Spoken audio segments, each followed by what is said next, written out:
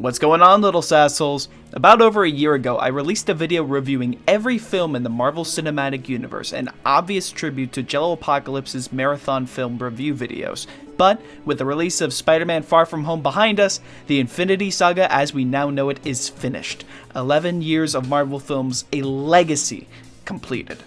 So now, I feel that it's only fair that we revisit that video that I made and finish the mission we started. The rules are the same as before. Films must have been theatrically released, so no short films, only whole number ratings, and comparative ratings within the same number are mostly arbitrary. Please remember that these are just my opinions about these films, so if you have your own idea for how you would rate these films, let me know in the comments below. Without any further ado, here is every film in Marvel Studios' The Infinity Saga, reviewed in 10 words or less. Billionaire playboy philanthropist nearly lets Jeff Bridges steal his heart. Banner can't get aroused without turning into the Hulk. Gross. The culmination of 5 interesting plots into one meh plot. Dutch angles. You like Dutch angles, you hammer boy? Good morning, USA. I got a feeling that Agents of S.H.I.E.L.D. prequel is better than Agents of S.H.I.E.L.D. Just watch the first Incredibles, practically the same plot anyways.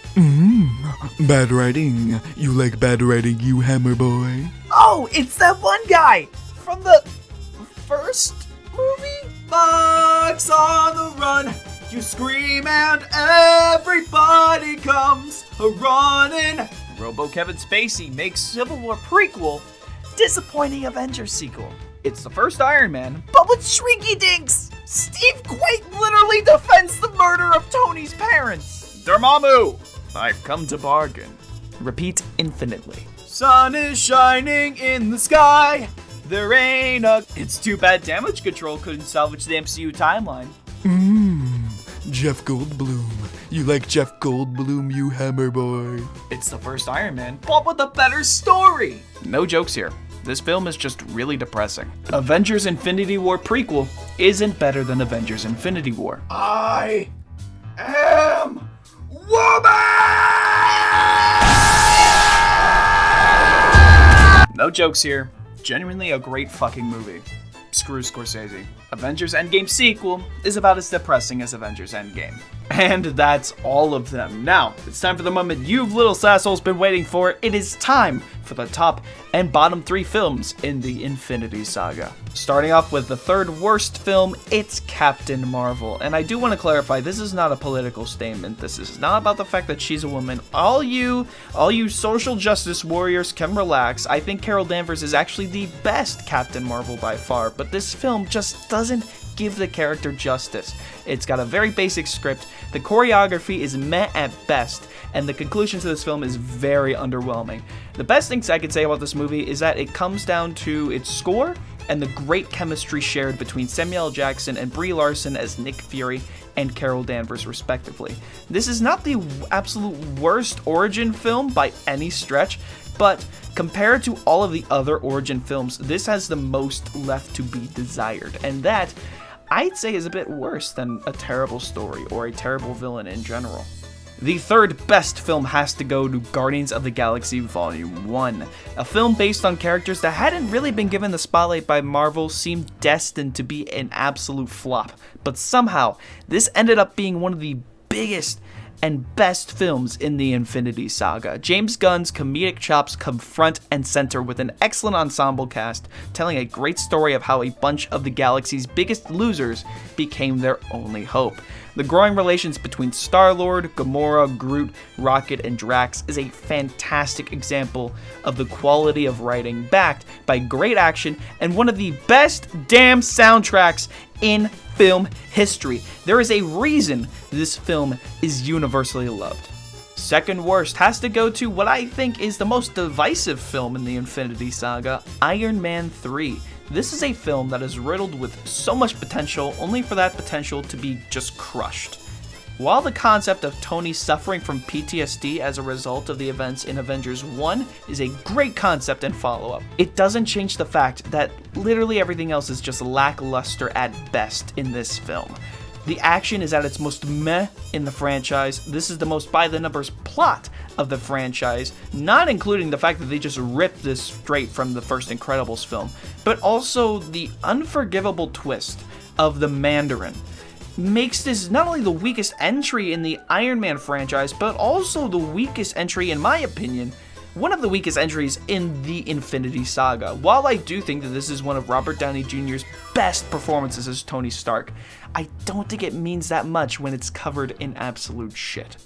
At second best, it's Captain America: The Winter Soldier. After having one of the more basic origin films in the MCU, there wasn't a whole lot of fanfare coming from myself going into the sequel. And yet somehow, this remains as not only the best Captain America film in my opinion, but also one of the best films in the Infinity Saga. Joe and Anthony Russo taking the reins of Cap is one of the best choices Kevin Feige could have possibly made, because this story is so great. It's the story of Captain America having his faith tested by the government that he so loyally served, especially at the reveal of Hydra having infiltrated S.H.I.E.L.D. It's just fantastic. Winter Soldier is home to some of the best choreography, original score, and character writing in all of the Infinity Saga. It's definitely a must-watch, even if you're not the biggest Captain America fan. And of course, the number one worst film is Thor: The Dark World. The best way I can describe this film is terrible.